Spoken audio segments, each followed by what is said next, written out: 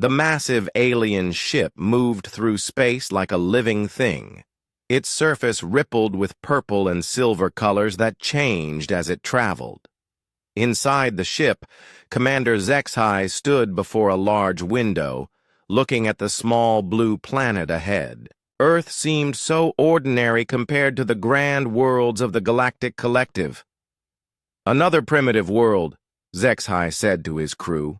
His voice carried the tone of someone who had seen this many times before.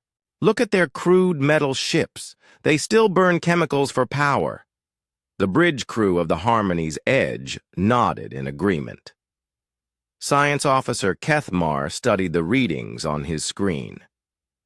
"Their technology is maybe 2,000 years old at most. Very basic. They just started reaching their own moon." Through his viewing device, HFY watched the human space stations orbiting Earth. They looked like metal boxes held together with simple joints. Nothing like the flowing organic ships of the Veltharan people. The humans still used rockets that exploded fuel to move forward. It was almost amusing. "Should we even bother with first contact?" asked Navigation Officer Vestar. "They're barely space-capable." HFY thought for a moment. The Galactic Collective had rules about this. All species that reached space travel deserved a chance to join the greater community, even if they were primitive. "We follow protocol," he decided. "Prepare the standard greeting message." Far below on Earth, Dr. Lisa Carter was having the worst day of her career. The Antarctic wind howled around her research tent, and her equipment kept failing in the extreme cold. She was supposed to be studying ice core samples, but instead she was fighting with a broken drill. "This is useless," she muttered, pulling her thick coat tighter. Her breath came out in white clouds. She had been at this remote research station for 3 months, and all she had found were normal ice layers and some unusual mineral deposits. Her assistant, Dr. Mike Davis, poked his head into the tent. "Lisa, you need to see this. The deep scanner is picking up something strange." Lisa followed Mike outside to where their scanning equipment was set up. The machine sent sound waves deep into the ice to map what lay beneath. Usually it showed rock and more ice. Today the screen showed something different. "What am I looking at?" Lisa asked, squinting at the display. "That's what I want to know," Mike said. "The scanner says there's something big down there, really big. And it's not. Natural rock." The image on the screen showed geometric shapes buried far beneath the ice. Perfect straight lines and angles that nature didn't make. Whatever was down there had been built by someone. "How deep?" Lisa asked. Mike checked his readings. "About 2 miles down. And Lisa, the ice layers above it are really old. This thing has been here for millions of years." Lisa stared at the screen. "Millions of years ago, there were no humans advanced enough to build anything. There shouldn't be anything artificial that old anywhere on Earth." Meanwhile, halfway around the world, Captain Jake Martinez was dealing with his own impossible situation.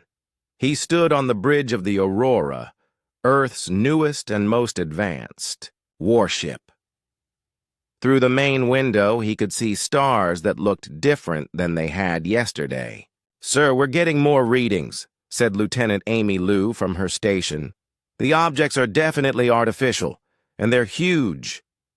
Jake looked at the display showing the alien ships. They were unlike anything humans had ever built. Smooth, curved surfaces that seemed to shift and change. No visible engines or weapons, but they moved with purpose through space. "How many ships?" Jake asked. "We count 12 large vessels and maybe 30 smaller ones," Amy replied. "They're maintaining position just outside our solar system." Jake's communications officer, Tony Garcia, looked up from his station. "Sir, We're getting a message from Earth Command. All defense ships are to prepare for possible first contact protocols. First contact. Jake had trained for this possibility, but he never thought it would actually happen. Humans had always wondered if they were alone in the universe. Now they had their answer. Are they showing any hostile intent? Jake asked. No, sir, Amy said. They're just waiting, like they want us to notice them. On the alien ship, Commander, HFY was reviewing Earth's radio transmissions. The humans broadcast everything into space without thinking about who might be listening. Their entertainment, their news, their arguments. It all went out for anyone to hear. Fascinating, said Kethmar, reading through the data. They fight wars over different ideas about invisible beings they call gods. They damage their own planet for short-term profit, very typical for a young species. HFY nodded. Still, they've reached space travel. That shows some promise. Begin standard first contact procedures. The alien message reached Earth 3 hours later. It was sent in simple mathematics first, then converted to basic images and sounds. The meaning was clear. We come in peace. We wish to talk. President Kate Johnson sat in the White House Situation Room, surrounded by advisors and military leaders. General Sam Rodriguez, head of Earth Defense, was explaining the situation. Madam President, we have confirmed alien contact. 12 large ships and numerous smaller vessels are positioned at the edge of our solar system. They've sent what appears to be a peaceful greeting. Kate felt the weight of history on her shoulders. She was about to become the first human leader to speak with aliens. What do our experts recommend? We should respond, said Dr. Dan White, the government's top expert on interspecies communication theory, but carefully. We need to show we're civilized, but not weak. Back in Antarctica, Lisa Carter was still staring at her scanner readings. The buried structure was enormous, larger than any city on Earth, and it was clearly artificial. Perfect. Geometric shapes that couldn't be natural. Mike, we need to dig, she said. Whatever's down there, we need to see it. 2 miles through solid ice? Mike asked. That'll take months, maybe years. Then we better get started, Lisa replied. She didn't know that her discovery was about to change everything humans thought they knew about their own history. While the world focused on the aliens in space, the real mystery lay buried beneath the ice of Antarctica, waiting for millions of years to be found. The aliens thought they were meeting a young primitive species. The humans thought they were encountering their first contact with advanced beings. Neither side realized they were about to uncover a truth that would shake the foundations of galactic civilization. As the Harmony's Edge prepared to make formal contact with Earth's leaders, and as Lisa Carter planned her excavation of the ancient structure, the first pieces of an incredible puzzle were falling into place. Humanity was about to learn that sometimes the most important discoveries come from looking not to the stars, but deep into their own past. 3 days after first contact, the world had changed forever. Every television, radio, and internet connection carried news of the aliens. Some people celebrated, others panicked, but everyone watched as humanity prepared for its first real conversation with beings from another world. Ambassador Kate Johnson stood in the newly constructed meeting room at the United Nations building. The room had been specially prepared for the historic meeting. Cameras lined the walls, and translators sat ready with the most advanced computers Earth could provide. "Are we ready for this?" Kate asked General Sam Rodriguez, who stood beside her in full military dress uniform. "As ready as we can be," Sam replied. "Remember, they seem peaceful, but we don't know their real intentions. The large screen at the front of the room flickered to life. Commander HFY appeared, his tall form elegant and alien. His skin had a slight purple tint, and his eyes were larger than human eyes. He wore what looked like living metal that shifted colors as he moved. "Greetings, people of Earth," HFY said through the translation system. His voice was melodic, almost musical. "I am Commander HFY of the Veltharan Collective. We represent the Galactic Council of Civilized Worlds." Kate stepped forward. "Welcome, Commander. I am Ambassador Kate Johnson, representing the United Nations of Earth. We are honored by your visit." HFY's expression was polite but distant, like an adult speaking to a child. "Your species has achieved basic space travel. This qualifies you for limited membership in our galactic community." The word limited hung in the air like a cold wind. Kate felt her diplomatic training kick in. "We're grateful for the opportunity. What would this membership involve?" "Basic trade agreements," HFY explained. "We can offer you some simple technologies that will help your development. Perhaps better energy storage, improved communication systems. Nothing too advanced, of course." General Rodriguez stepped forward slightly. Kate could sense his military instincts bristling at the condescending tone. "And what would Earth offer in return?"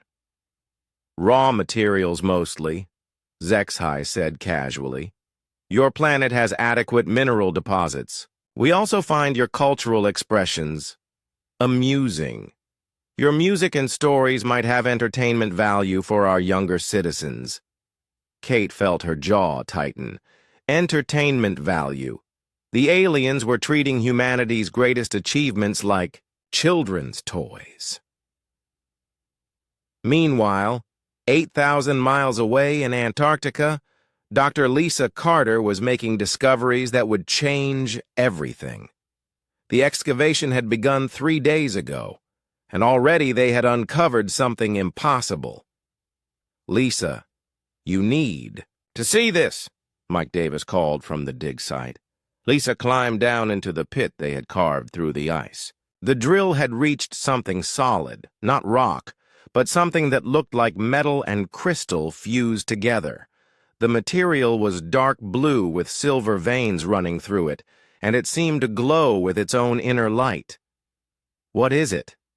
Lisa asked, running her gloved hand over the surface. "We don't know," said Dr. Amy Liu, the quantum physicist who had joined their team. "It's not like any material we've ever seen. It's warm to the touch, even in this cold. And look at this." Amy pointed to symbols carved into the surface. They were unlike any human writing, but something about them seemed familiar. The shapes were elegant, flowing, with a logic that Lisa's mind could almost grasp. "How old did you say the ice layers were?" Lisa asked. "Minimum 3 million years," Mike replied. "But these symbols, they look fresh, like they were carved yesterday."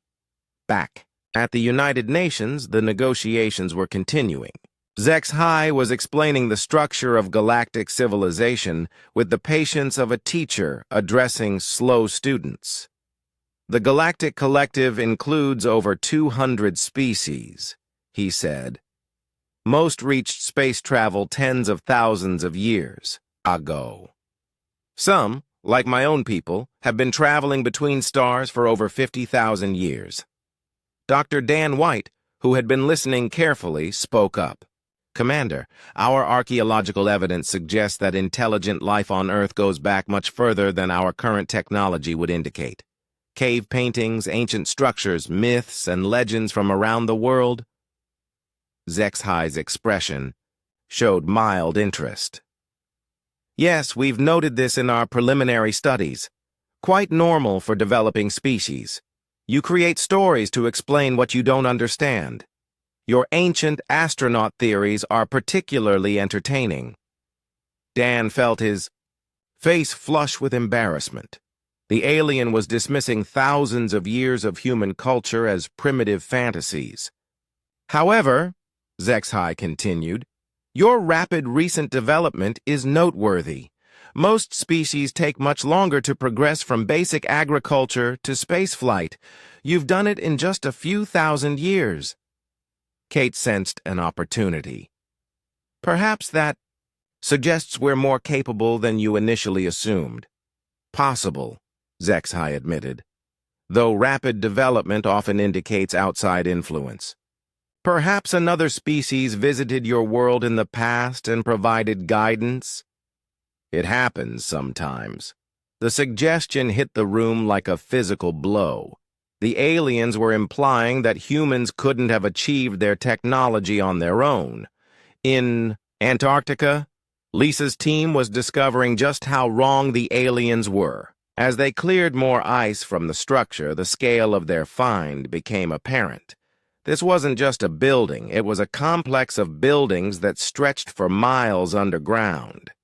The scanner readings were wrong, Mike said, staring at his instruments. This isn't just big. It's enormous, like a whole city buried under the ice. Amy had been studying the symbols they'd uncovered. Lisa, I think I'm starting to understand some of these markings. They're not just decorative, they're instructions. Instructions for what? I'm not sure yet, but look at this section. Amy pointed to a series of symbols that seemed to flow together. These look like mathematical formulas, but they're describing physics we're just beginning to understand. Quantum mechanics, dimensional theory, things we only figured out in the last few decades. Lisa stared at the symbols. If Amy was right, then whoever built this place had understood advanced physics millions of years before humans even existed. But the symbols felt familiar somehow, like a language she had once known but forgotten. Back in New York, the first day of negotiations was ending. HFY was summarizing what the Galactic Collective was prepared to offer. Trade agreements for basic technology and raw materials, he said.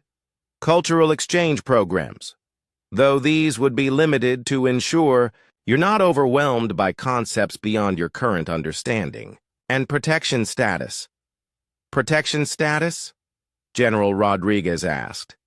Yes.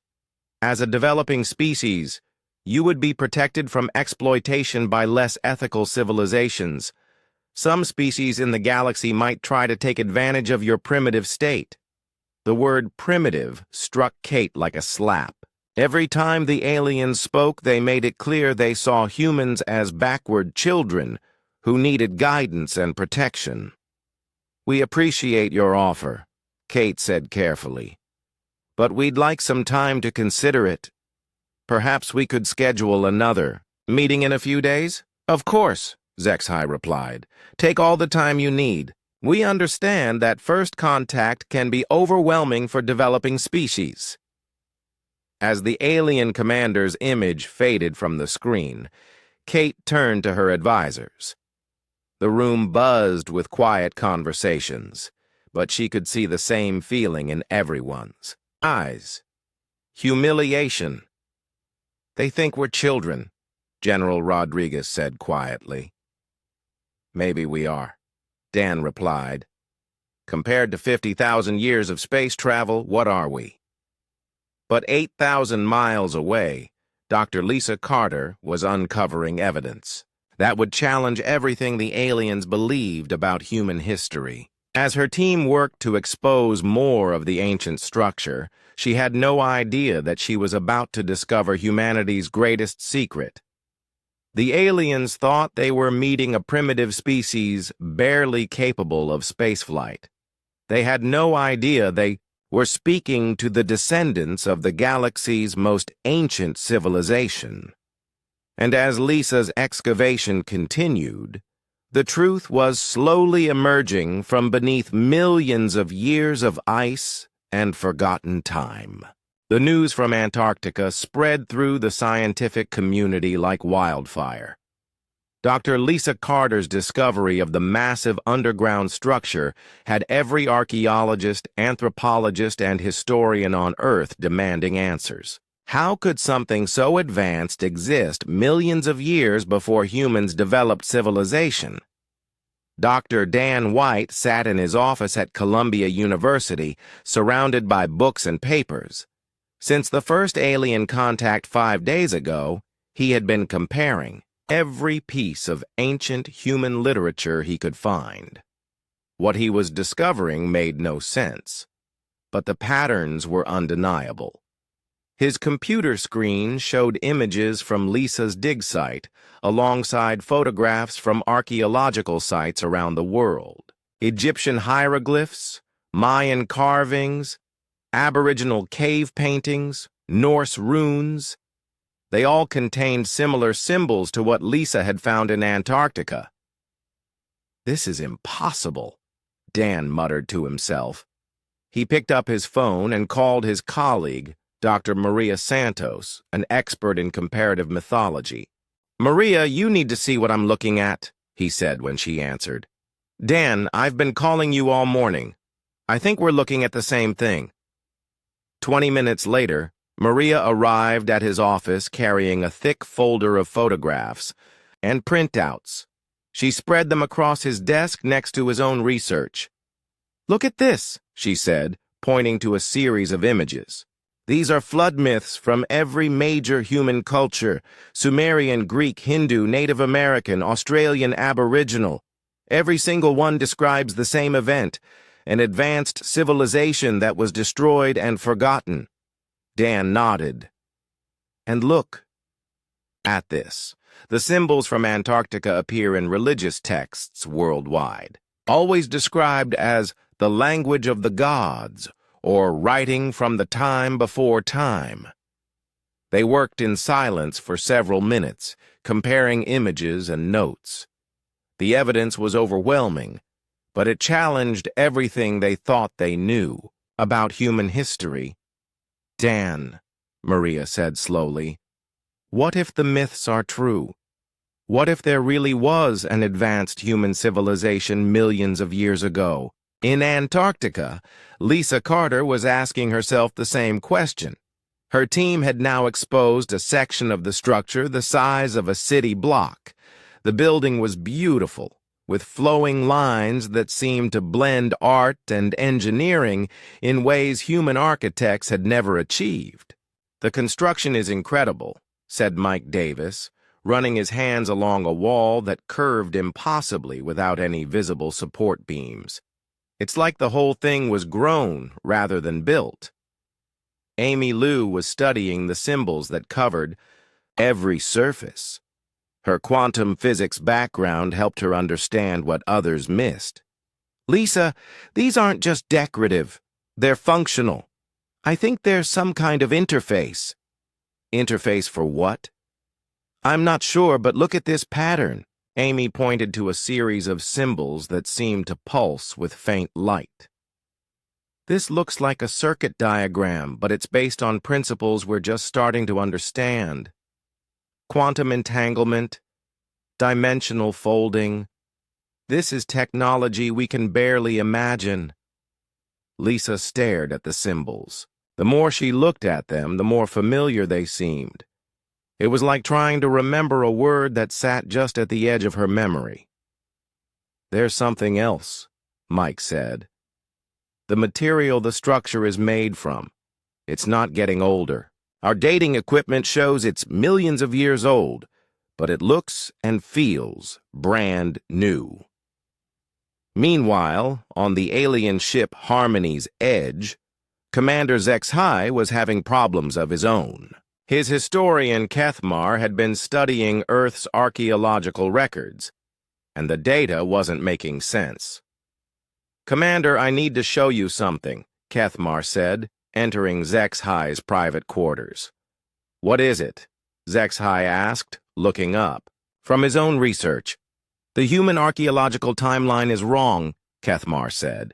According to our standard development models, a species that achieved this level of technology should have evidence of advanced civilization going back at least 100,000 years. Zexhai frowned. But humans only show evidence of basic agriculture 10,000 years ago. Before that, they were primitive hunters. That's what I mean. It doesn't fit the pattern. Look at this. Kethmar activated a holographic display showing development curves for dozens of species. Every other species shows gradual technological advancement over tens of thousands of years. Humans show almost nothing, then suddenly rapid advancement in just a few thousand years. Perhaps they had help from another species. That's what I thought. But there's no evidence of outside contact until now. And there's something else. Kethmar called up another display. I've been analyzing their cultural records. Their myths and legends describe technologies that match First Builder. Artifacts. Zexhai went very still. The First Builders were legend among the galactic species, an ancient race that had supposedly lived millions of years ago, before any current civilization existed. Most scholars thought they were just myths. That's impossible, Zexhai said. The First Builders are just stories. Maybe, but look at this. Kethmar showed him images from Earth's archaeological sites. These symbols appear in human religious texts worldwide. They're described as the language of beings who lived before the Great Forgetting. Back on Earth, Dr. Dan White was making connections that sent chills down his spine.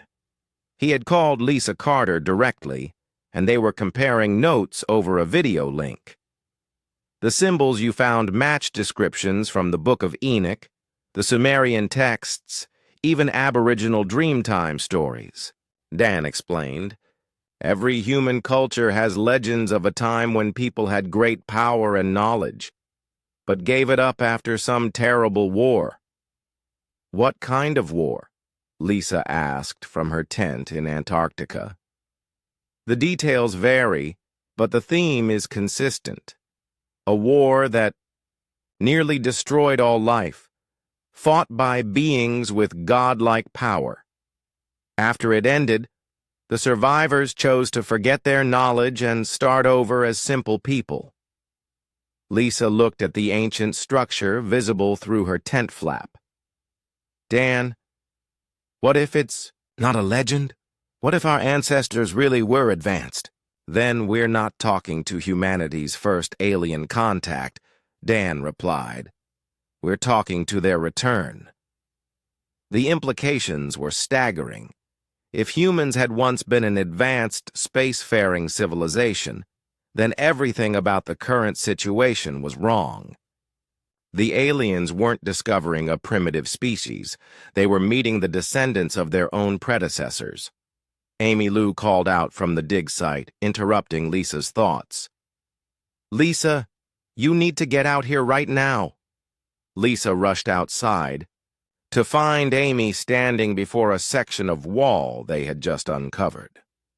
The symbols on this part of the structure were different, larger, more complex, and glowing with a steady blue light.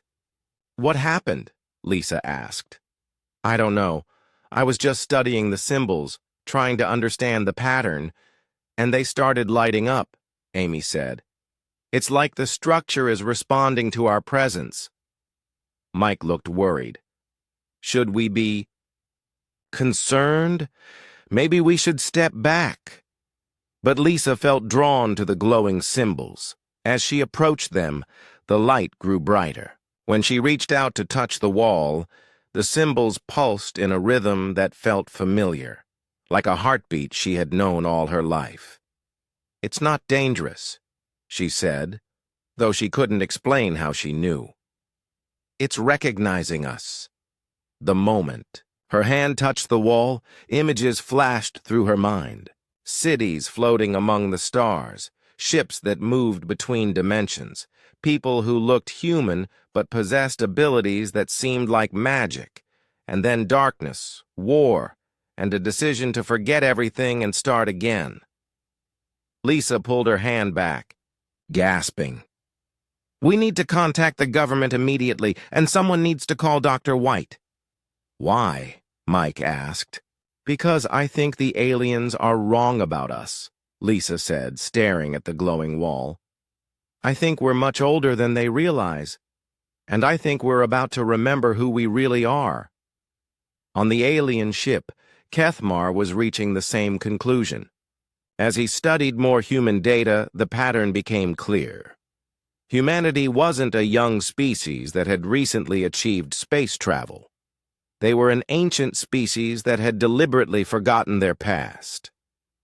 "Commander," he said urgently, "I think we need to reconsider our approach to these humans." "Why?" "Because if I'm right about what the evidence shows, we're not talking to a primitive species that needs our guidance.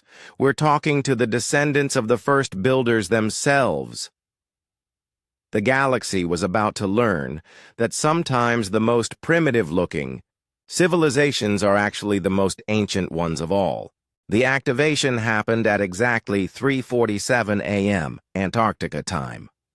Dr. Lisa Carter had been sleeping in her tent when the entire research camp lit up like daylight. She rushed outside to find the ancient structure blazing with blue and silver light that reached high into the dark polar sky. "What did you do?" Mike Davis shouted over a low humming sound that seemed to come from deep underground. "Nothing," Lisa called back. "It just started on its own." Amy Liu was already at her monitoring equipment, watching as energy readings spiked, beyond anything their instruments could measure. "The power output is incredible. It's like the entire structure just woke up." The light show lasted for exactly 7 minutes, then faded to a gentle glow that pulsed like a slow heartbeat. But the effects of those 7 minutes would change everything. Around the world, similar structures were awakening. Deep beneath the Sahara Desert, ancient machines began to hum for the first time in millions of years. In the depths of the Pacific Ocean, massive installations that had been mistaken for natural formations started to emit their own light. On the moon, astronauts at the research base watched in amazement as previously unknown structures revealed themselves across the lunar surface. Captain Jake Martinez was on the bridge of the Aurora when his sensors operator, Lieutenant Tony Garcia, called out in excitement. "Captain, you're not going to believe this. We're detecting massive energy signatures throughout the solar system." Jake looked at the main display as Tony highlighted the locations. Mars showed 3 major installations that had never been there before. The asteroid belt contained dozens of structures that had somehow been invisible until now. Even distant Pluto had something that looked like a space station orbiting around it. "How is this possible?" Jake asked. "We've mapped this entire system. These things weren't there yesterday." "Maybe they were there," suggested Navigator Beth Parker. "Maybe we just couldn't see them until something turned them on." The awakening wasn't limited to ancient structures. Around Earth, people began experiencing something that doctors couldn't explain. It started with dreams. Vivid, detailed dreams of technologies and places that didn't exist. Then came the flashes of understanding. Dr. Robert Clark, a nuclear physicist at MIT, was working late in his lab when it happened. He was struggling with a fusion reactor design that had been giving him problems for months. Suddenly, he knew exactly what was wrong. The solution appeared in his mind complete and perfect, as if he had always known it. "This is impossible," he muttered, but his hands moved without conscious thought, adjusting settings and recalibrating systems. Within an hour, his fusion reactor was producing 3 times more energy than before, and he understood principles of nuclear physics that weren't in any textbook. Similar events were happening worldwide. Engineer Susan Hayes in Tokyo found herself understanding gravitational manipulation. Computer programmer Carl Davis in Berlin began writing code that could interface directly with quantum systems. Dr. Linda Murphy in Sydney intuited medical techniques that could repair genetic damage at the cellular level. Back in Antarctica, Lisa Carter was experiencing the most profound awakening of all. When she touched the glowing wall again, the flood of memories was stronger. She saw herself, but not herself. Others who looked like her, living in cities that floated among the stars. She saw technologies that made current human science look like cave paintings. "Lisa, are you okay?" Amy asked, concerned. Lisa had been standing motionless against the wall for several minutes. "I remember," Lisa whispered. "Not me, but us. We did this before. We were here before." "What do you mean?" Lisa turned to face her team, her eyes wide with wonder and fear. "Humanity didn't start from nothing. We were advanced before. Millions of years ago, we built all of this. We traveled between stars. We shaped matter and energy like artists shaping clay. But something went wrong." Mike looked skeptical. "Lisa, that's impossible. Evolution doesn't work that way." "Evolution, yes, but not biological evolution. Conscious evolution. We chose to forget." Lisa's voice carried absolute certainty. "There was a war. A terrible war that nearly destroyed everything. When it ended, the survivors made a choice. They sealed away all the knowledge, all the technology, and started over as simple people. On the alien ship, Commander Zexhai was facing a crisis. The energy burst from Earth had been detected throughout the galaxy, and his superiors were demanding answers. "Commander," his communications officer announced, "we're receiving priority. Messages from the Collective Council. They want an immediate report on what just happened." Zexhai looked at the data streaming in from his sensors. The energy signature matched descriptions from the oldest archives, the legendary technology of the first builders. But that was impossible. "The first builders were myths." "Sir," Kethmar said urgently, "I've been analyzing the activation pattern. It matches theoretical models for a system-wide awakening protocol." "Awakening protocol?" "A way to reactivate dormant technology across multiple worlds simultaneously. The kind of thing the first builders were supposed to have used to coordinate their civilization." Zexhai felt a chill of fear. If the humans were connected to first builder technology, then everything the Galactic Collective thought they knew about this species was wrong. On Earth, the changes were accelerating. People who had never shown any interest in science were suddenly understanding complex theories. Artists were creating works that seemed to bend reality. Musicians were composing pieces that affected the emotions of listeners in ways that seemed almost supernatural. But it wasn't chaos. Somehow, the awakening knowledge came with wisdom about how to use it safely. People instinctively understood the dangers and responsibilities that came with their new abilities. Dr. Patricia Williams, the head of NASA, was in an emergency meeting with government leaders when the reports started coming in. Every space agency on Earth was detecting the same thing: massive structures throughout the solar system that had somehow been hidden until now. "Madam President," she said to Kate Johnson, via secure video link, "we need to completely reassess our situation. We're not just dealing with first contact from aliens. We're dealing with the reactivation of our own ancient technology." President Johnson looked exhausted. The last week had been the most challenging of her life, and now everything was changing. Again. "Are you saying the structures are human?" "Not current human. Ancient human.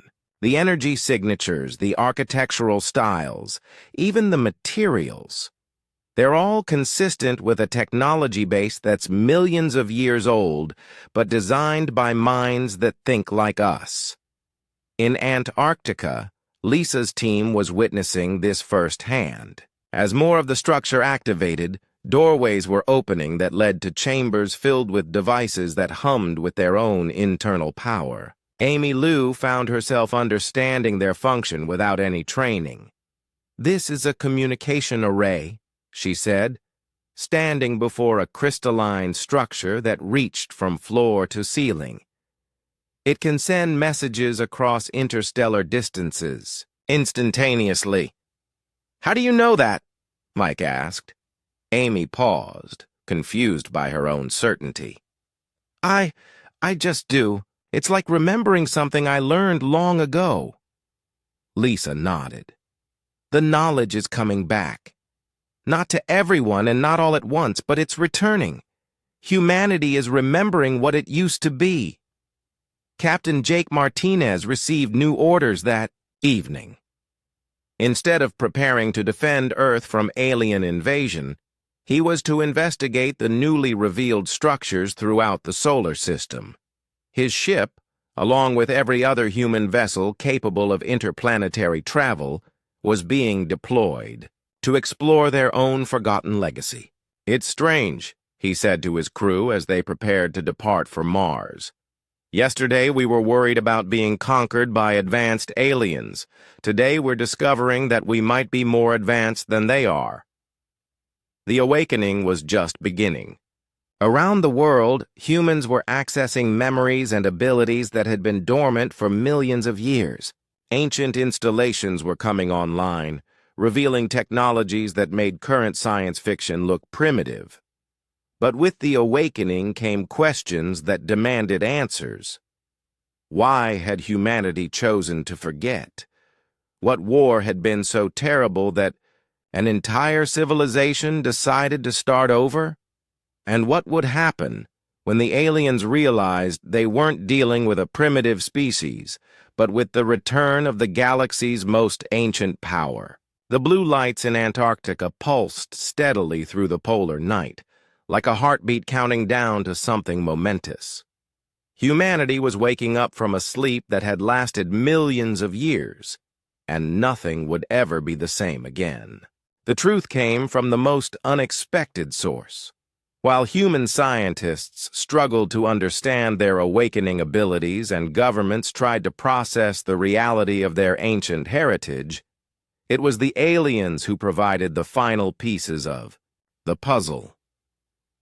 Commander Zexhai stood before the Galactic Collective's High Council via holographic transmission. The council chamber was enormous, with representatives from 200 different species arranged in concentric circles. At the center sat the three eldest, being so old they had become more energy than matter. "Explain what happened," commanded First Elder Morthak, her voice echoing from everywhere at once. "The energy signature matches theoretical First Builder. Technology," Zexhai reported. "But that should be impossible. The First Builders vanished millions of years ago." Second Elder Velthar's form shimmered as he accessed ancient databanks. "Show us the readings from the human world." Zexhai transmitted the sensor data from the Antarctic activation. The council chamber fell silent as the information was analyzed. Finally, Third Elder Kavlos spoke. "We had hoped never to see this pattern again," the ancient being said. "But there is no doubt. The humans are First Builder descendants." A wave of shock rippled through the assembled representatives. The First Builders were legend, the ancient race that had supposedly seeded the galaxy with civilization before, mysteriously disappearing. Most species thought they were myths. "That's impossible," protested Council Representative Dexmore of the Corinian Empire. "The humans are primitive. They still use chemical rockets and nuclear weapons." "By choice," First Elder Morthak replied. "We have been monitoring this species since they first achieved spaceflight. Their rapid development was concerning. Now we understand why. On Earth, Dr. Lisa Carter was discovering the same truth through direct experience. Deep in the Antarctic facility, she had found what could only be called a memory archive. When she interfaced with it, the complete history of ancient humanity flowed through her consciousness. She saw Earth as it had been millions of years ago, not the primitive world of early evolution, but a garden planet carefully maintained by beings who had transcended the normal limits of biology. Humans who could live for thousands of years, who traveled between dimensions as easily as walking between rooms, who shaped matter and energy with thought alone. We weren't just advanced, she told her team, her voice shaking with the magnitude of what she had learned. We were the first. Humanity didn't learn civilization from someone else. We invented it. Amy Liu, who had been studying the technical archives, nodded grimly. The records show we seeded dozens of worlds with life. We guided the evolution of countless species. We were the gardeners of the galaxy. Then what happened? Mike asked. Why are we here instead of out there ruling space? Lisa's expression darkened. We made a mistake. A terrible mistake. The memory archive showed her the truth. Ancient humanity had grown proud, had believed their power made them gods. Different factions had emerged with different ideas about how to guide the galaxy's development.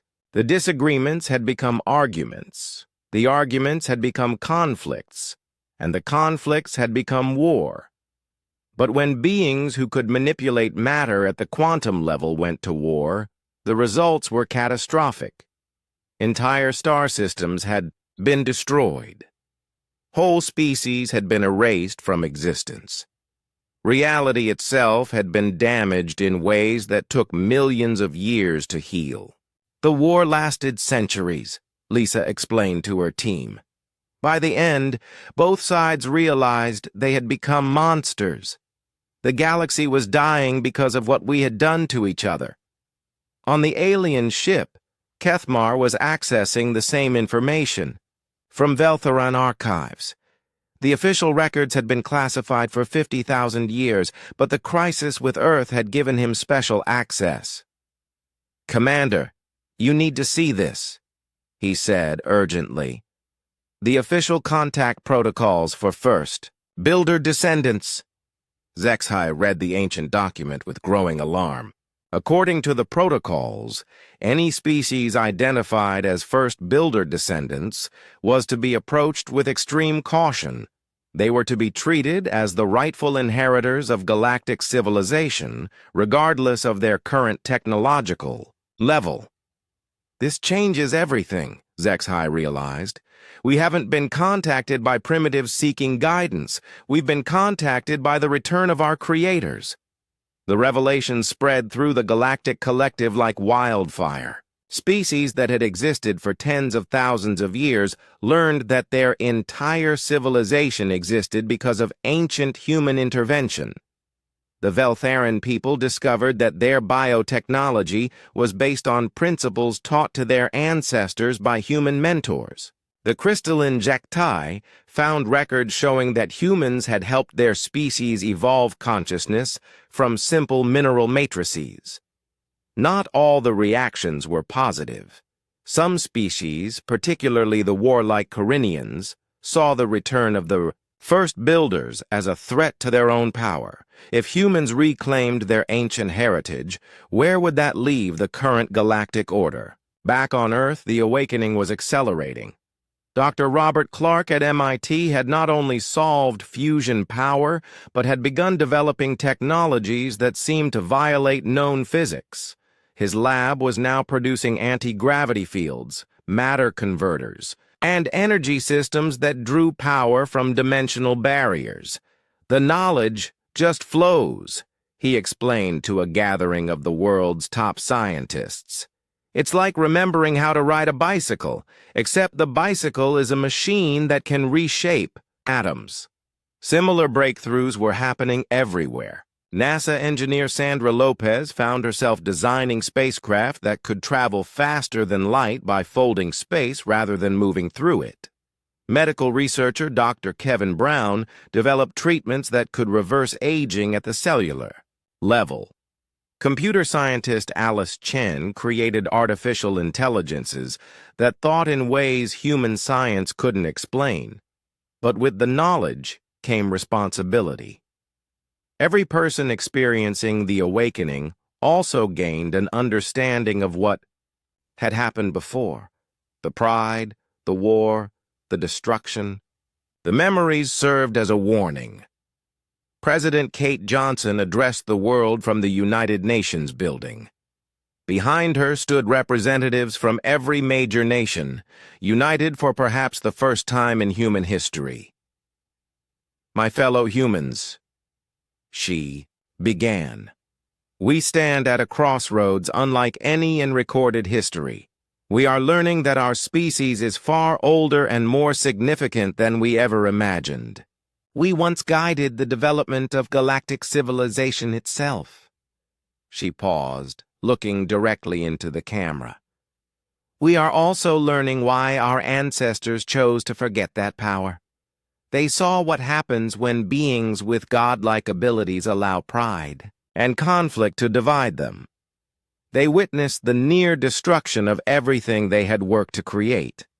In Antarctica, Lisa Carter was preparing to activate the main communication array.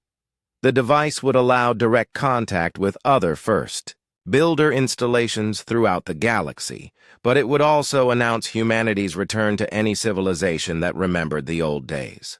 "Are we ready for this?" Amy asked. "Once we turn this on, there's no going back. The whole galaxy will know we're awake." Lisa looked at the ancient controls, their purpose clear in her awakened memory. "Our ancestors hid the truth for millions of years. They gave up everything they were to protect the galaxy from themselves. But that time is over. The current civilizations are mature enough to handle the truth." She activated the array. Energy flowed through crystalline conduits, and messages began flowing to ancient installations on worlds scattered across the galaxy. The signals carried a simple message: "The first builders have returned. We remember who we were, and we remember why we chose to forget." On the Veltheran ship, alarms began sounding as the communications array detected the transmission. Commander Zexhai read the message and felt a mixture of awe and terror. "Kethmar, send an immediate message to the High Council," he ordered. "Tell them the humans have activated their primary communication network. The first builders aren't just awakening, they're announcing their return. The galaxy would never be the same." For millions of years, the current civilizations had existed in the absence of their creators. Now, humanity was returning to claim their heritage as the galaxy's first and greatest civilization. But this time, they were returning with wisdom earned through terrible loss. They remembered their power, but they also remembered the price of using it carelessly. The question was, would the galaxy accept the return of its ancient gardeners, or would fear and jealousy lead to the very conflicts humanity had sought to prevent? The answers would shape the future of every living being in the galaxy. The galaxy's reaction to humanity's awakening was swift and divided. Within hours of the first builder communication array activation, emergency sessions were called on every major world. Some species welcomed the return of their ancient mentors, while others saw it as an existential threat to the current galactic order. War Commander Dexmore of the Corinian Empire stood before his military council on the fortress world of Corin Prime. His scarred face showed the anger that had made him the most feared leader in his species' history. For 10,000 years, the Corinian Empire has been the dominant military power in this galaxy, he declared to his assembled generals. "We bow to no one. We will not bow to humans, no matter what they claim to have been millions of years ago. General Vextar, his most trusted advisor, nodded grimly. The humans may have ancient technology, but they've been primitive for millennia. They're soft, weak. They've forgotten how to wage war. Exactly, Dexmore agreed. We should strike now, before they fully remember their power. Destroy Earth while they're still vulnerable. But not all Corinians agreed.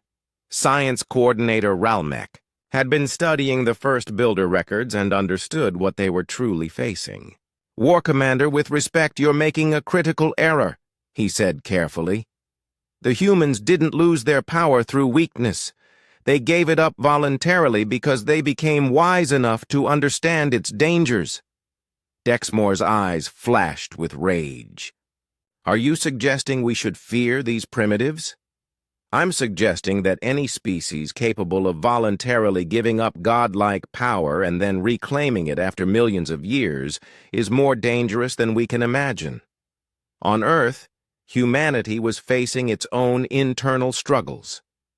The awakening wasn't happening equally to everyone.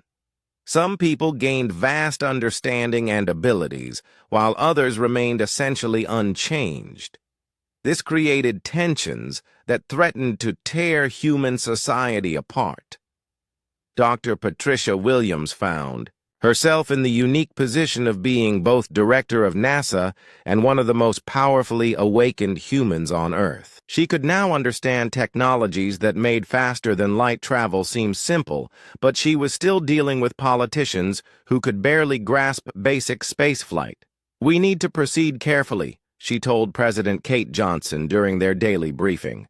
Some of our people are developing abilities that could reshape reality itself. Others are terrified of being left behind. Kate nodded grimly.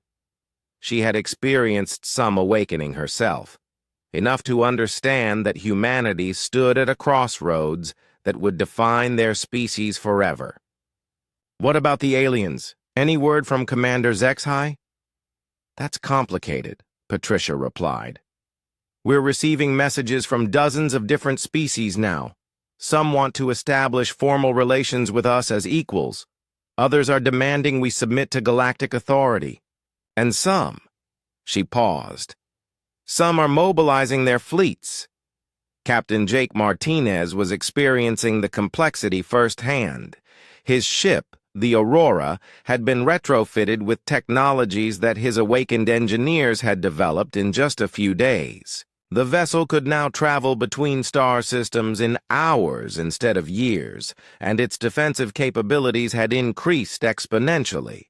But with great power came great responsibility. Jake found himself in command of a ship that could probably destroy entire fleets, and he was being asked to use that power with wisdom that he wasn't sure he possessed. "Captain," his communications officer Tony Garcia called out, "we're receiving a message from the Veltharan ship. Commander Zexhai wants to meet in person." Jake considered the request. The meeting could be a trap, but it could also be an opportunity to prevent the very conflicts that had led to humanity's original downfall. "Tell him we agree, but the meeting will be on neutral ground, the space station orbiting Mars." The Mars orbital station had been one of the first builder installations that awakened during the activation. It was now fully operational, maintained by systems that had waited millions of years for their creators to return. The station was enormous, large enough to house entire fleets, and defended by technologies that current galactic civilizations couldn't even detect, let alone overcome. Commander Zexhai arrived with a small diplomatic vessel, but Jake's sensors showed that several Veltharan warships waited just outside the solar system. The aliens were taking no chances. The meeting took place in one of the station's conference chambers, a room that combined ancient human aesthetics with technology that seemed almost magical. Crystalline walls provided real-time translation, while gravity fields allowed beings of different physiologies to interact comfortably. "Captain Martinez," Zexhai said as they took their seats across from each other, "I must confess, this situation is unprecedented in our history." Jake nodded. "It's unprecedented in ours too, Commander. Yesterday we thought we were meeting aliens for the first time. Today we're learning that our species once mentored yours." "That's exactly what concerns some of my people," Zexhai admitted. "The Corinian Empire is mobilizing their fleet. They see your awakening as a threat to the current galactic order. And what do you see it as?" Zexhai was quiet for a long moment, studying the human across from him. "An opportunity, if we handle it correctly. Your species gave up ultimate power once to save the galaxy. That suggests a wisdom that few civilizations ever achieve." Jake felt the weight of history on his shoulders. "Commander, I need you to understand something. We're not the same people who built this galaxy's civilization.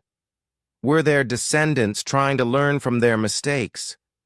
We don't want to rule anyone." "But you could, couldn't you?" Zexhai asked. "The power you're awakening to. It's beyond anything current galactic civilization possesses." Jake gestured to the walls around them. "This station could probably destroy 1,000 ships without breaking a sweat. But look what happened when our ancestors used that kind of power for war.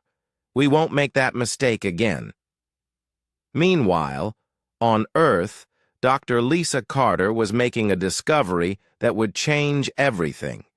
Deep in the Antarctic archive, she had found records of something called the Guardian Protocol, a set of principles that the ancient First Builders had developed after their Great War. "Amy, Mike, you need to see this," she called to her team. The records showed that the First Builders hadn't just given up their power randomly. They had created a system, a way to ensure that when humanity eventually awakened again, they would do so with wisdom rather than pride. "It's incredible," Amy said, reading through the data. "They programmed the awakening to include automatic ethical constraints. People gaining power also gain an understanding of its proper use." "That's why there's been no chaos," Mike realized. "People aren't going crazy with their new abilities because the awakening comes with built-in wisdom." Lisa nodded. "Our ancestors learned from their mistakes. They made sure we would learn from them, too." Back at the Mars station, Jake was explaining this very concept to Commander Zexhai. "We're not just remembering our technology, Commander. We're remembering our failures. Every human who awakens gains not just power, but the understanding of why that power must be used carefully." Zexhai looked hopeful for the first time since the crisis began. "If that's true, then perhaps we can find a path forward that benefits everyone." "That's our hope," Jake agreed. "But we need to prove it to the galaxy, especially to species like the Corinians who see us as a threat." "What do you propose, Jake?" Activated a holographic display showing the locations of First Builder installations throughout the galaxy. These sites are awakening on dozens of worlds. Most of them are on planets inhabited by other species now. We could claim them by right of inheritance, but we won't. What will you do instead? "Share them," Jake said simply. "Work with local governments to operate them jointly. Use their capabilities to improve life for everyone, not just humans." Zexhai stared at the display in amazement. "You're offering to give away the most powerful technology in the galaxy?" "We're offering to share it responsibly," Jake corrected. "Our ancestors' greatest mistake was thinking they had the right to control everything. We won't repeat that error." As news of humanity's offer spread through the galaxy, the reaction was mixed. progressive species like the Veltharans saw it as proof that humans had indeed learned wisdom. But hardliners like the Corinians saw it as a trap or a sign of weakness. War Commander Dexmore issued a statement that reached every world in the galaxy. The humans may speak of peace and sharing, but they are still the same species that once waged war across the stars. We will not allow them to reclaim their position as galactic overlords. The stage was set for the greatest test humanity had ever faced. Not a test of their power, which was already beyond question, but a test of their character. Could they prove, to a galaxy full of fearful and ambitious species, that they had truly learned from their ancestors' mistakes? The answer would determine whether the awakening of the first builders would bring a new golden age to the galaxy, or herald the return of the very conflicts that had once nearly destroyed everything. Dr. Lisa Carter stood before the Master Archive in Antarctica, her hand resting on the crystalline interface that held the complete memory of ancient humanity. She had been preparing for this moment for weeks, knowing that someone would eventually need to experience the full awakening, not just fragments and flashes, but the entire history and knowledge of the first builders. "Are you sure about this?" Amy Lou asked, her voice tight with concern. "The partial awakenings have been overwhelming enough. This could be too much for any human mind to handle." Lisa looked at her friend and colleague with calm determination. "Someone has to do it. The galaxy is on the brink of war because they don't understand what we really were, what we really learned. I need to show them the complete truth." Mike Davis checked the monitoring equipment one last time. "We'll be watching every vital sign. If anything goes wrong, we'll pull you out immediately." Lisa nodded and placed both hands on the interface. The connection was immediate and overwhelming. The entire history of the first builders flowed through her consciousness like a river of light. She saw the early days of human expansion, when her ancestors first learned to travel between stars. They had been explorers then, filled with wonder at the vastness of space and the possibility of life among the stars. When they found dead worlds, they brought them to life. When they found primitive species, they guided their evolution with gentle hands. The first builders had been gardeners of the galaxy, nurturing life wherever they found it. The crystalline jecti had been simple mineral formations until human scientists helped them develop consciousness. The Veltharan people had been basic organisms in toxic swamps until first builder terraforming gave them worlds where they could evolve intelligence. Dozens of species owed their existence to human intervention. The galaxy itself had been a garden that humanity had planted and tended for millions of years. But then came the pride. Lisa experienced the gradual change in her ancestors' attitudes. Success had bred arrogance. The first builders began to see themselves as gods rather than gardeners. Different factions emerged with different philosophies about how the galaxy should be managed. The shepherds believed in continuing the careful nurturing approach, guiding species slowly toward their potential. The architects wanted to reshape entire civilizations according to perfect designs. The liberators thought all species should be given immediate access to advanced technology. The purists believed humans should rule directly rather than from the shadows. The philosophical differences became arguments. Arguments became conflicts. And conflicts became the war that nearly destroyed everything. Lisa saw star systems converted into weapons. She witnessed the horror of civilizations being erased from existence in the span of hours. She felt the anguish of first builders who realized too late that their war was killing the very garden they had fought over. But she also saw the resolution, the moment when the surviving factions realized what they had become. The Treaty of Tears, they had called it, because every first builder who signed it wept for what they had done to the galaxy. It was an agreement unlike any in history, a voluntary surrender of power by beings who could have ruled as gods forever. The treaty had three parts. First, all first builder technology would be sealed away, hidden so completely that even they would forget where it was. Second, the human species would undergo genetic and mental modifications that would lock away their advanced abilities and knowledge. Third, the galaxy would be allowed to develop naturally, without interference, until it was mature enough to handle the truth. The sacrifice had been total. The first builders had given up everything, their power, their knowledge, their very identity, to save the galaxy from themselves. As Lisa experienced the complete memory, she understood something that no partial awakening could have revealed.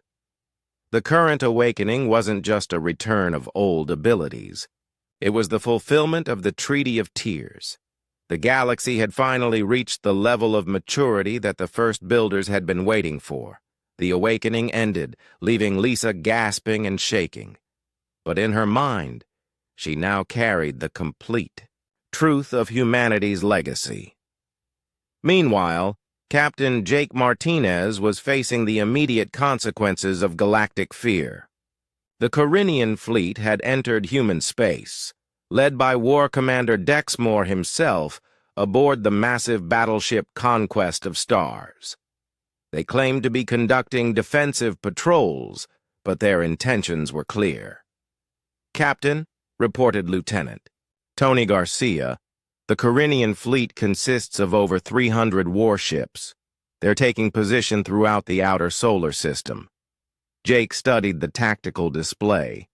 The Corinian ships were powerful by current galactic standards, but compared to awakened human technology, they might as well have been armed with clubs and stones. "Sir," asked Navigator Beth Parker, "are we going to fight them?" "No," Jake said, firmly. "Fighting them would prove their point, that we're the same species that once waged war across the galaxy. We need to show them something different." His communications officer looked up from her station. "Captain, we're receiving a message from Dr. Carter in Antarctica. She says it's urgent." Lisa's face appeared on the main screen, but she looked different somehow. There was a depth to her eyes that hadn't been there before, a weight of knowledge that seemed almost unbearable. "Captain Martinez," she said, "I've experienced the complete First Builder memory archive. I know why our ancestors gave up their power, and I know why we're awakening now." "Tell me," Jake said. "The awakening isn't random. It's happening because the galaxy has finally reached a level of maturity that our ancestors deemed safe. The current civilizations are ready to handle the truth about their origins." Jake felt pieces of a vast puzzle clicking into place. "The Corinians? They're afraid because they don't understand. They think we're returning as conquerors. But we're not. We're returning as something else entirely." On the Corinian flagship, War Commander Dexmore was preparing for battle. His tactical advisors had assured him that human technology, while advanced, couldn't possibly match the combined firepower of 300 warships. "All vessels," he broadcast to his fleet, "prepare to demonstrate to these upstart humans that the galaxy belongs to those strong enough to hold it." But as the Corinian ships moved into attack formation, something unexpected happened. Every first builder installation in the solar system activated simultaneously, creating a defensive network that surrounded Earth and its colonies. Jake watched in amazement as ancient human technology that had slept for millions of years awakened to protect its creator's descendants. Defensive fields that could turn aside any weapon. sensor systems that could track every ship in the system, communication arrays that could coordinate responses across interstellar distances. Captain? Amy Lou's voice came through from Antarctica. The installations aren't just defensive. They're sending out a signal to every first builder site in the galaxy. The signal carried Lisa's complete memory of the Treaty of Tears. It showed the truth about humanity's voluntary sacrifice and their long exile from galactic civilization. It revealed that every species in the galaxy owed their existence to human guidance millions of years ago. But most importantly, it showed what humans had become during their long forgetting. They had learned humility. They had discovered that true strength came not from dominating others, but from protecting them. On Veltheron worlds, Jektai crystal matrices, and dozens of other civilizations, the message was received and understood. For the first time, the galaxy learned the complete truth about the first builders. Commander Zexhai was among the first to respond. His message reached both Earth and the Corinian fleet simultaneously. War Commander Dexmore, he said, you are about to attack the species that gave your people life itself. The humans aren't claiming dominion over the galaxy. They're offering to resume their role as its guardians. Other species quickly added their voices. The crystalline Jektai, whose consciousness itself was a gift from ancient humanity, declared their support for Earth. The aquatic Merdai, who had evolved in oceans terraformed by first builders, offered their protection. Species after species came forward, each acknowledging their debt to humanity's ancestors. Faced with the united opposition of the galaxy, War Commander Dexmore found himself isolated. His own officers began to question the wisdom of attacking the species that had created galactic civilization itself. War Commander, his science coordinator Ralmec said quietly, perhaps we should reconsider our position. Jake Martinez watched as the Corinian fleet hesitated, caught between their fear and the growing evidence that humanity had indeed changed. This was the moment that would define the future, not just for humans, but for every species in the galaxy. Open a channel to the Corinian flagship, Jake ordered. When Dexmore's fierce face appeared on screen, Jake spoke with the calm authority of someone who carried the wisdom of millions of years. War Commander, my species once made terrible mistakes. We let power corrupt us, and we nearly destroyed everything we had worked to create. We gave up that power voluntarily, and we spent millions of years learning humility. Jake gestured to the defensive installations surrounding Earth. We could destroy your fleet without effort, but we won't, because we're not the... War Commander Dexmore stared at Captain Jake Martinez through the view screen, his scarred face a mask of internal conflict. Around him, his bridge crew waited in tense silence. Behind him, 300 Corinian warships held their weapons ready. Before him, the defensive installations of ancient humanity pulsed with patient power. You ask me to believe, Dexmore said slowly, that a species capable of destroying my entire fleet chooses not to because they have learned wisdom? I ask you to observe our actions rather than fear our capabilities, Jake replied calmly. Dexmore's science coordinator Ralmec stepped forward. War Commander, I've been analyzing the data from the First Builder archive. The energy signatures from the defensive installations, they're not even at 1% of their maximum output. The humans could have vaporized our fleet the moment we entered their space. Then why didn't they? Dexmore demanded. Because, came a new voice over the communication channel, that is not who we are anymore.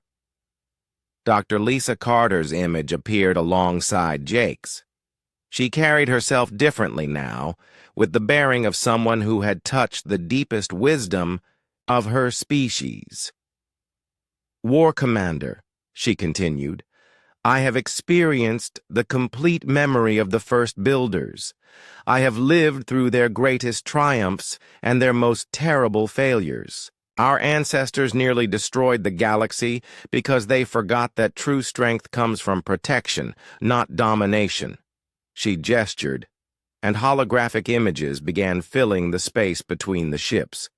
Images from the first builder archives showing the ancient war and its aftermath. "This is what happens when godlike beings choose conflict over cooperation," Lisa said, as the images showed star systems being torn apart.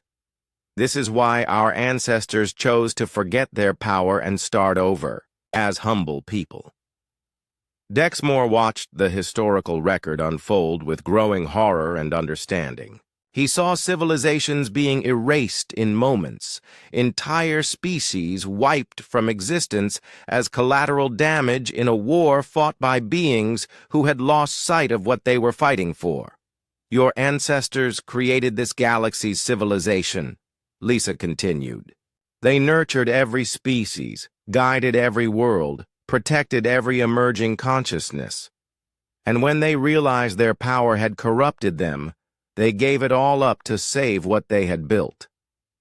On the Corinian flagship's bridge, officers who had spent their lives preparing for war began to understand they were witnessing something unprecedented, the return of power tempered by wisdom. "The awakening isn't random," Lisa explained.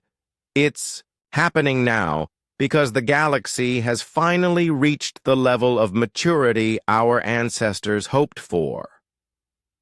Current civilizations are wise enough to handle the truth about their origins and responsible enough to use first builder technology for protection rather than conquest."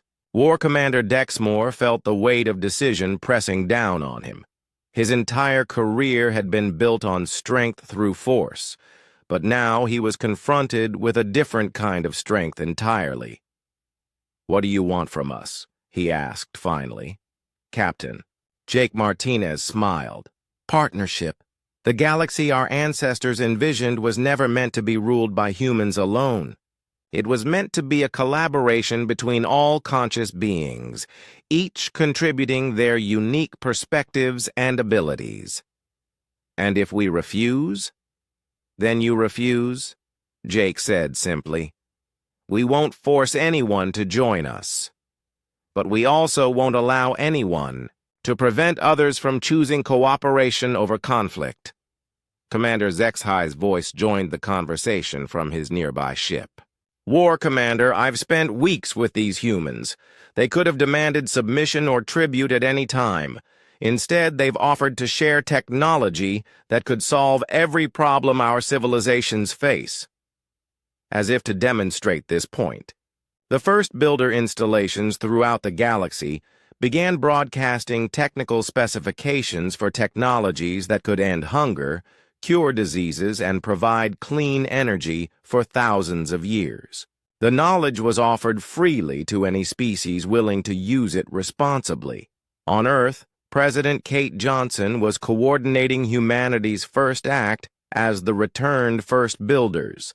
Rather than claiming authority over other species, humans were establishing the Institute for Galactic Cooperation, an organization dedicated to helping all civilizations benefit from first builder technology. "Our role," she announced in a message broadcast to every world in the galaxy, "is not to rule, but to serve. We are the gardeners returning to tend a garden that has grown beyond our greatest hopes."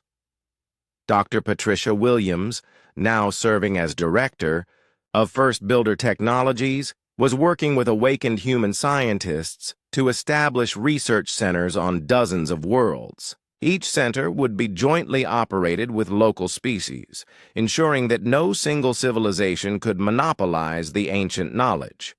In Antarctica, Dr. Lisa Carter was preparing for the most important journey of her life, the Master Archive, had revealed the location of the Prime installation, the original first builder facility that had coordinated their entire civilization. It had been hidden in the space between dimensions for millions of years, waiting for humanity's return. The Prime installation isn't just a building, she explained to her team as they prepared to depart. It's the heart of the first builder network. When we reactivate it, every installation in the galaxy will come fully online. And that's safe? Amy Lou asked. It's necessary, Lisa replied. The galaxy needs to see the complete scope of what the first builders built. Only then will they understand that this technology exists to protect and nurture life, not to control it. The journey to the Prime installation required technology that defied current understanding of physics. Captain Jake Martinez's ship now, upgraded with fully awakened first builder systems, could travel through dimensions that existed parallel to normal space.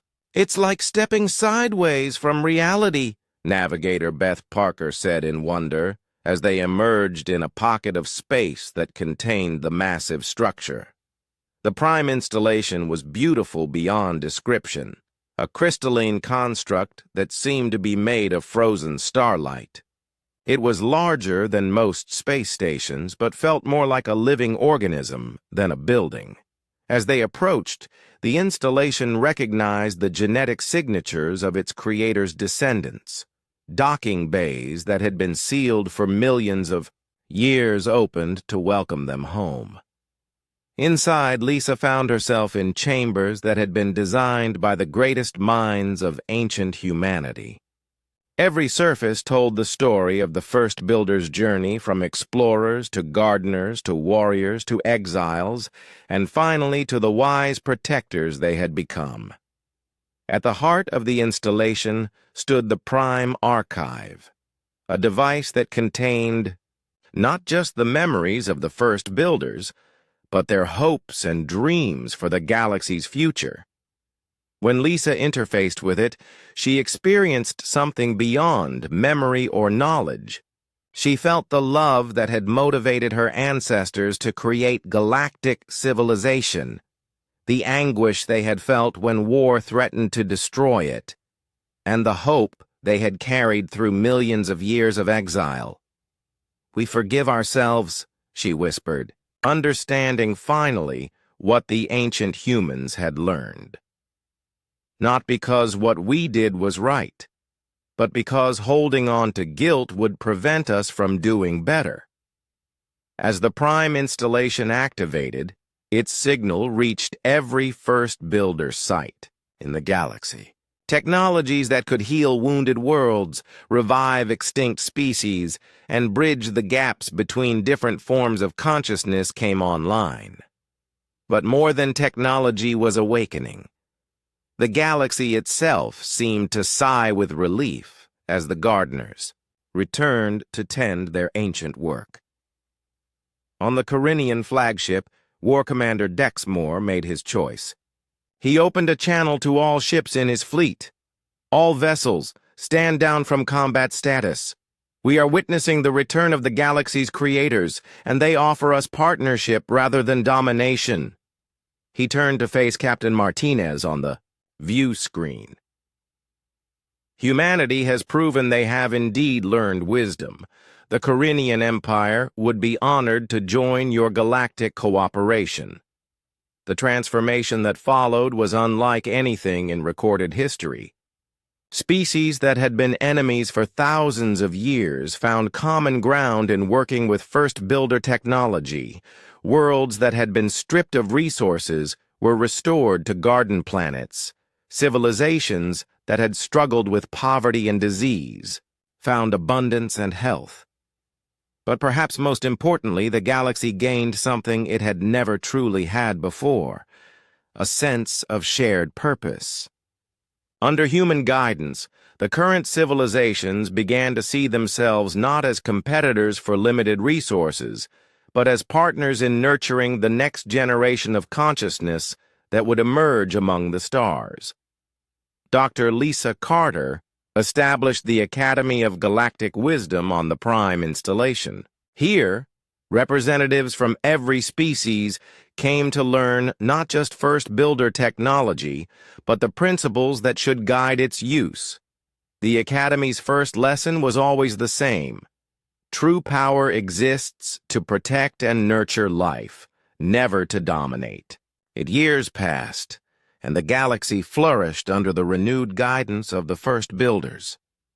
But this time, humanity didn't stand alone at the apex of civilization. They served as senior partners in a coalition that included the wisdom of hundreds of species and thousands of years of diverse experience. Captain Jake Martinez, now Admiral, of the combined galactic fleet, often reflected on how different this awakening was from humanity's first rise to power. Where the ancient first builders had eventually grown proud and